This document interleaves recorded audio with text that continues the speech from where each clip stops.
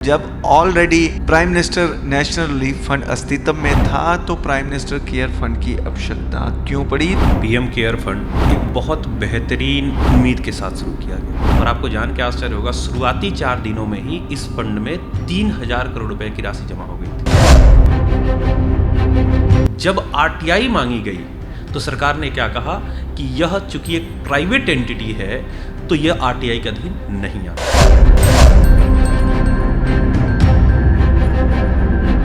स्वयं प्रधानमंत्री इसके चेयरमैन हैं, उसके 3 इसके मेन जो ट्रस्टी हैं, defence minister, finance minister and the home minister. तीसरे जो व्यक्ति थे आदरणीय रतन टाटा, उनको भी इसका हिस्सा बनाया गया। एक तरफ सरकार कह रही प्राइवेट एंटिटी है, लेकिन इसके प्रचार प्रसार के लिए पूरा खर्च भारत के बजट से किया गया।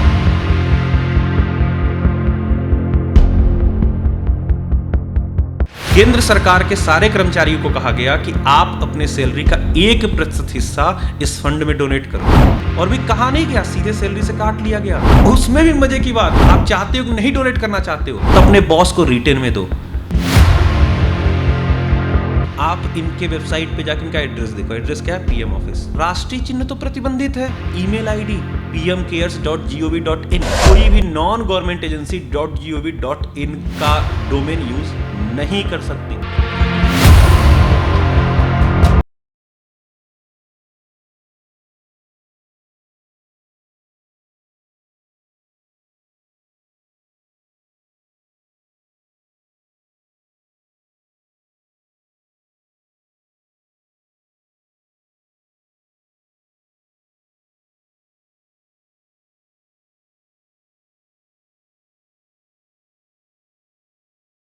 जिस्म बोझ से थक कर दोहरा हुआ होगा, मैं सजदे में नहीं था आपको धोखा हुआ होगा।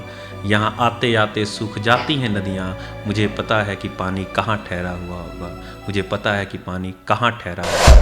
देश में आपदा प्रबंधन से निपटने के लिए समय समय पर राज्य और राष्ट्रीय स्तर पर आपदा प्रबंधन फंड का गठन किया जाता है। अगर बात करें तो 1948 में तत्कालीन प्रधानमंत्री द्वारा प्रधानमंत्री नेशनल रिलीफ फंड का गठन किया गया। जैसे जैसे अगर मैं बात करूं कि 2019 कोविड महामारी के दौरान प्राइम मिनिस्टर केयर फंड का गठन किया गया, तो मैं दुबे जी से ये जानने का प्रयास करूंगा, जाने माने अर्थशास्त्री हैं, कि जब already prime minister national relief fund अस्तित्व में था तो प्राइम मिनिस्टर केयर फंड की आवश्यकता क्यों पड़ी? तो इसका जो स्टैट्यूट है वो क्या है? सर देखो, पीएम केयर फंड एक बहुत बेहतरीन उम्मीद के साथ शुरू किया गया 27 मार्च 2020 को, जिसमें यह कहा गया कि आप कोविड महामारी का जो दौर था उस समय हमारे प्रधानमंत्री ने आह्वान किया कि भाई आम जनता इसमें डोनेशंस दे, जिसका हम प्रयोग कोविड में वैक्सीन, वेंटिलेटर्स, जो भी आवश्यकताएं थी, माइग्रेंट वर्कर्स को घर पहुंचाने के लिए, हर तरह की आवश्यकताओं की पूर्ति के लिए करेंगे। तत्कालीन समय पर तो इससे अच्छी कोई योजना, इससे अच्छी कोई व्यवस्था नहीं हो सकती। लेकिन अगर आप देखोगे इसके पूरे सीरीज ऑफ इवेंट को देखोगे, किस दिन गठन होता है? 27 मार्च 2020। सर अगर आपको कुछ करना ही था तो नए वित्तीय वर्ष में कर लेते। और आपको जान के आश्चर्य होगा, शुरुआती 4 दिनों में ही इस फंड में 3000 करोड़ रुपए की राशि जमा हो गई थी और शुरुआती 50 दिनों में लगभग 9-10 हजार करोड़ के आसपास इसमें धनराशि जमा हुई। ठीक है, चलो अच्छा है, प्राइम मिनिस्टर ने आह्वान किया कि हमें धन की आवश्यकता है, हमें एक ऐसी महामारी जिसका त्रास पूरी दुनिया झेल रही थी। सही था, कोई दिक्कत नहीं। समस्या तब आती है जब इसके, जैसा कि आपने प्रश्न किया, इसका लीगल स्टैट्यूट क्या है। इसको सरकार ने एक ट्रस्ट के रूप में रजिस्टर कराया। 1908 का जो अधिनियम, उसके अंतर्गत ट्रस्ट के रूप में वो रजिस्टर कराया। और जब आरटीआई मांगी गई तो सरकार ने क्या कहा कि यह चूंकि एक प्राइवेट एंटिटी है तो यह आरटीआई के अधीन नहीं आता है। अब सर एक तरफ सरकार कहती है कि आप इसमें डोनेशन करके 80G की छूट भी ले सकते हो, सीएसआर के भी डोनेशन ले सकती हैं सरकार, और ऐसे में दूसरी तरफ प्राइवेट एंटिटी है, तो ये तो फिर अपने आप एक बहुत बड़ा क्वेश्चन मार्क बन जाता है इस फंड के ऊपर। यही एक समस्या, और इसीलिए ये शुरुआती जब से बना है तब से ही प्रश्नों के घेरे में रहा है और सरकार हमेशा बचती रही जवाब देने से। दुबे जी, ऐसे तो बहुत से फंड बने हुए हैं, बहुत सी एनजीओ बनी हुई हैं जिनको एटीजी की छूट है, जो लोगों की भलाई के काम में लगे हुए हैं। तो केयर है, बहुत सी संस्थाएं ऐसी हैं जिनको अक्सर हम टीवी पे देखते हैं, डोनेशन के लिए डिमांड भी करते हैं और एटीजी की छूट भी मिलती है। और कोविड महामारी के दौरान तो इतनी बड़ी त्रासदियाँ सामने आ रही थी, तो ऐसे फंड के गठन में क्या कमियां रही जो आपको लगती हैं, जो आप बार बार सवाल उठा रहे हैं? सर, कमी ये है, एक तरफ आप कह रहे हो कि हमने जनता की भलाई के लिए पैसा उठाया है, हमें मतलब डोनेट करो। ठीक है सर, हमने डोनेट कर दिया। तो सर, हम डेमोक्रेटिक कंट्री में जी रहे हैं। डेमोक्रेसी की जो डेफिनेशन इतने समय से रटते आ रहे हैं, for the people, by the people, of the people, लेकिन मेरी एक दूसरी डेफिनेशन है सर, कि democracy is not only limited to electing the government, it is more about assuring the accountability of elected government, कि जो चुनी हुई सरकार है उसका उत्तरदायित्व भी हमें ही तय करना पड़ेगा। तो सर, जब हम ही से आप पैसे ले रहे हो तो हमारा ये पूरा हक बनता है, राइट टू स्पीच में भी आता है, कि हम जाने कि उस धन का उपयोग कहाँ हो रहा है। या दूसरी जो सबसे यहाँ गंभीर बात है सर, उसमें डोनेट कौन कर रहा है। यहां तक इसमें सरकार ने यह कह दिया कि इसकी ऑडिट भी कोई प्राइवेट एजेंसी करेगी। कितने बड़े प्रश्न के घेरे में हो। और जो आप वेबसाइट पे जाकर ऑडिट रिपोर्ट देखोगे 2020-21 के बाद 22-23, 23-24 की कोई ऑडिट रिपोर्ट नहीं है। क्यों नहीं है? इस पे क्यों नहीं बात हो रही है? इसके अंधकार में आखिर कहां से पैसा सरकार द्वारा लिया जा रहा है, किसको लाभ दिया जा रहा है, ये तो हमेशा प्रश्नों के घेरे में रहेगा ही जी। बस यही मुद्दा है सर। तो मैं ये भी जानना चाहता हूँ, तो इसके ट्रस्टी कौन कौन है और इसका कार्यालय कहाँ पे है? सर, स्वयं प्रधानमंत्री इसके चेयरमैन हैं जी। उसके 3 इसके मेन जो ट्रस्टी हैं, defence minister, whoever will be the defence minister, finance minister and the home minister. अब ये तीनों आपको बताने की आवश्यकता नहीं है कौन है। दूसरा, 3 और लोग इसमें शामिल किए गए, एक रिटायर्ड जस्टिस हैं, एक और कोई व्यक्ति हैं, उनका नाम मैं थोड़ा सा मिस कर रहा हूँ। तीसरे जो व्यक्ति थे, आदरणीय रतन टाटा, उनको भी इसका हिस्सा बनाया गया। क्यों बनाया गया मुझे नहीं पता, या तो पब्लिक ट्रस्ट जीतना था या क्या था, कि उनके नाम पे लगेगा कि नहीं भाई ऐसा व्यक्ति है तो हम डोनेट कर सकते हैं। और सर, एक मजे की बात बताऊं आपको, जब ये बना है, एक तरफ सरकार कह रही प्राइवेट एंटिटी है, लेकिन इसके प्रचार प्रसार के लिए पूरा खर्च भारत के बजट से किया गया जी। केंद्र सरकार के सारे कर्मचारियों को कहा गया कि आप अपने सैलरी का 1% हिस्सा इस फंड में डोनेट करो, और भी कहा नहीं गया, सीधे सैलरी से काट लिया गया जी। उसमें भी मजे की बात कहा गया कि अगर आप आप चाहते हो कि नहीं डोनेट करना चाहते हो तो अपने बॉस को रिटेन में दो। ये तो हक मारने वाली बात है। मेरी इच्छा मैं डोनेट करूंगा कि नहीं करूंगा, आप जबरदस्ती मेरी सैलरी से काट ले रहे हो, फिर कहते हो कि नहीं अगर आपको नहीं डोनेट करना है तो बता दो, हम नहीं करेंगे। तो आपदा के समय पर ऐसा अगर सरकार कर भी लेती है कि अपने एम्प्लॉइज को बोल देती है कि आप उसमें डोनेट करें, तो इसमें बुराई ही क्या है? नहीं, कोई बुराई नहीं है सर, कोई भी बुराई नहीं है। लेकिन फिर हमें ये तो बताओगे ना पैसा कहाँ खर्च हुआ। अगर मुझसे पैसे ले रहे हो सर, आप ही मान लो एक एनजीओ मेरे पास आते हो कि हम ये कार्य करने जा रहे हैं, मैंने आपको डोनेशन दे दिया, ठीक है, बाद में पूछूंगा ना कि फिर पैसा कहाँ खर्च किया बताओ, या टोटल कितना किसने और डोनेट किया है। क्या आपकी एक संस्था, आप सर सरकार हो, आप सरकार के मुखिया हो, तो आपकी नैतिक जिम्मेदारी नहीं बनती है कि आप ये खुलासा करें, हर वर्ष खुलासा करें, भाई इतने लोगों ने इतना डोनेशन दिया है और हमने ये कार्य उससे किया है। आज तक क्यों नहीं हुआ ये? अच्छा दुबे जी, एक और सवाल पैदा होता है कि अगर ये प्राइवेट संस्था है तो राष्ट्रीय चिन्ह ये कैसे इस्तेमाल करते हैं? तो सबसे बड़ा प्रश्न का मुद्दा है सर। आप इनके वेबसाइट पे जाकर इनका एड्रेस देखो। एड्रेस क्या है? PM office.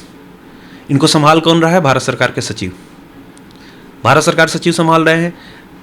एड्रेस में उनका एड्रेस है, और राष्ट्रीय चिन्ह तो प्रतिबंधित है 2005 के अधिनियम द्वारा कि कोई भी प्राइवेट एंटिटी राष्ट्रीय चिन्ह नहीं यूज करती। Even sir email ID pmcares.gov.in clearly mandated है कि कोई भी नॉन गवर्नमेंट एजेंसी .gov.in का डोमेन यूज नहीं कर सकती।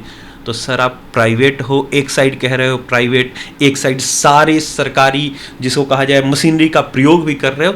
ये क्या है? क्या खिचड़ी पक रही है? कहीं आरटीआई से बचाने के लिए इसे प्राइवेट तो नहीं बताया जाए? बिल्कुल।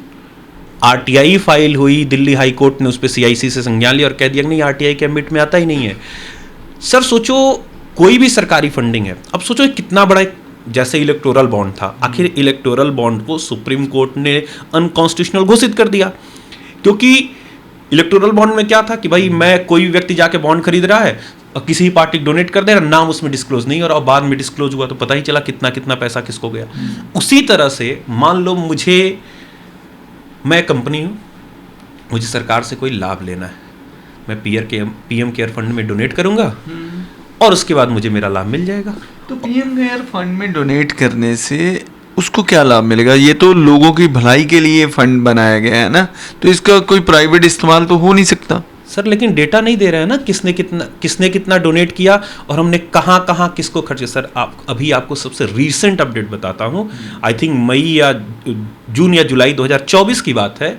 जो कोविड ऑर्फन्स हैं, जो कोविड के दौरान जिनके माँ पिता दोनों की मृत्यु हो गई, उन लोगों ने अर्जी लगाई कि हमें पीएम केयर फंड से कुछ धनराशि मिलनी चाहिए कि हम भी अपना जीवन यापन कर पाएँ।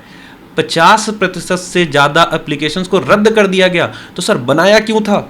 जब आपने कोविड जैसे मतलब बहुत बुरा समय था उसके लिए बनाया, इसके लिए आपको साधुवाद है। हो सकता है वो जिन्होंने एप्लीकेशन दी हो उसकी एप्लीकेशन में कोई कमी हो, एलिजिबल ना हो, कुछ तो होगा ना जो रद्द हुई है। एप्लीकेशन में कमी है तो आप तो सरकार हो, एप्लीकेशन की कमी को सुधारो।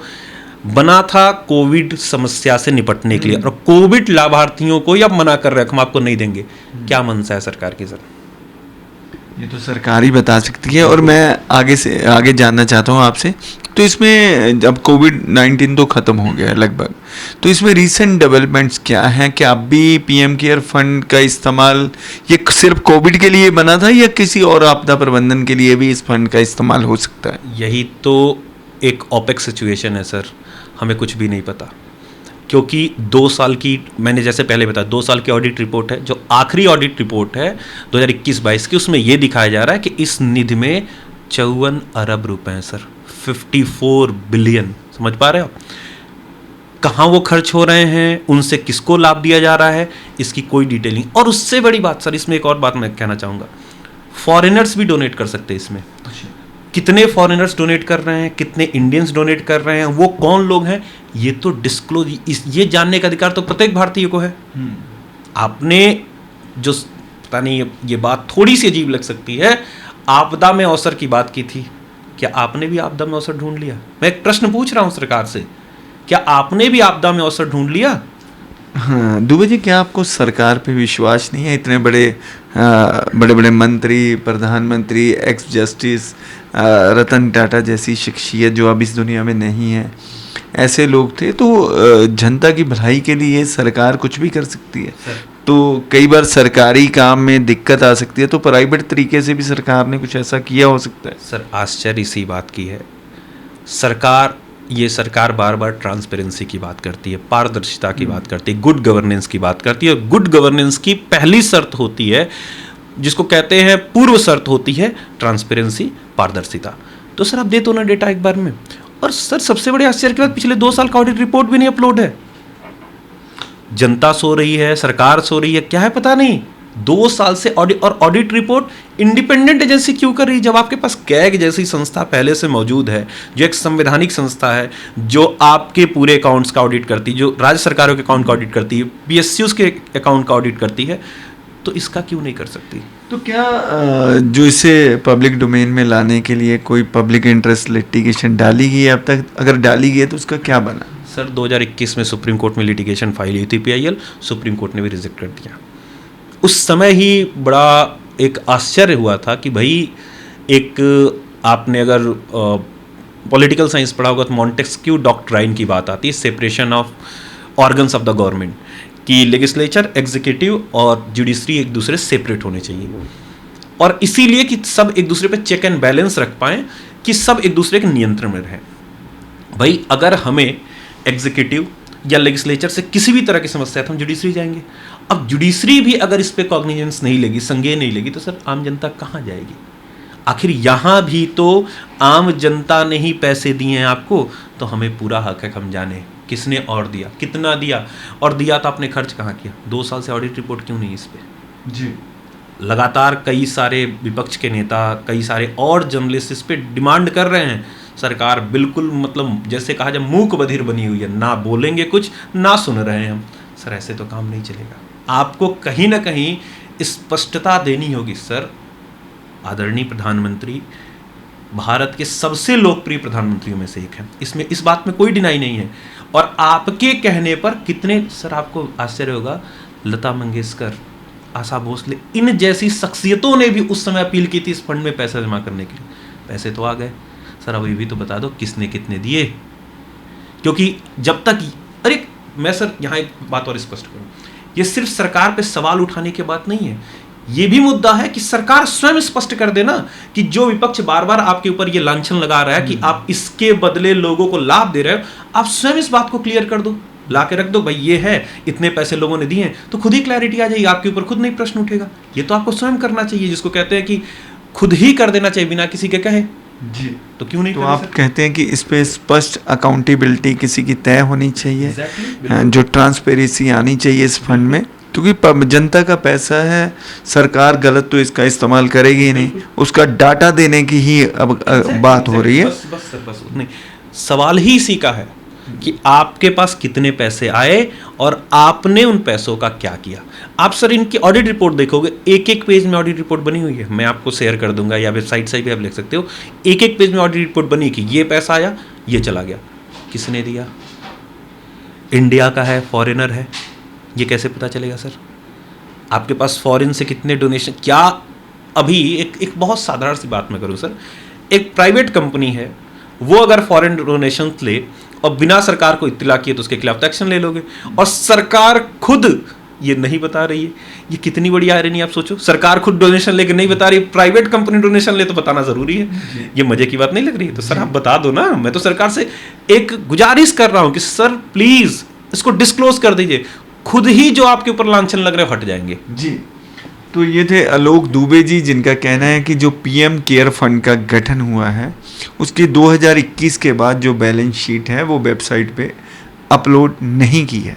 ये फंड जिसके लिए राष्ट्रीय जो चिन्ह इस्तेमाल किए जाते हैं, प्रधानमंत्री कार्यालय में इसका कार्यालय दिखाया जाता है, सरकारी मशीनरी इसके लिए इस्तेमाल की जा रही है, फिर भी ये फंड जो है आरटीआई के दायरे में नहीं आ रहा। किससे फंड मिल रहा है, कौन कौन एंटिटी है, विदेश से फंड आ रहा है, देश से आ रहा है, सोशल कॉरपोरेट रिस्पॉन्सिबिलिटी से फंड आ रहा है, कहाँ से फंड आ रहा है, इसकी जो है ट्रांसपेरेंसी होनी चाहिए और किसी ना किसी की अकाउंटेबिलिटी तय होनी चाहिए, तभी सरकार की छवि सुधरेगी। जो विपक्ष आरोप लगा रहा है उनके आरोप अपने आप खंडित हो जाएंगे। तो समय हो गया आपसे इजाज़त लेने का, मुझे और आलोक दुबे जी को दीजिए इजाज़त। नमस्कार।